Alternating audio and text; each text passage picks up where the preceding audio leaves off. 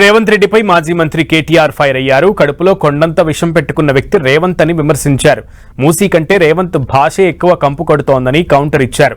అక్రమ సంపాదనకు అడ్డొస్తున్నామని బీఆర్ఎస్ పై రేవంత్ రెడ్డి విషం కక్కుతున్నారన్న ఆయన రేవంత్ కు మూసీ ప్రక్షాళన చేయాలన్న విజన్ లేదని అన్నారు.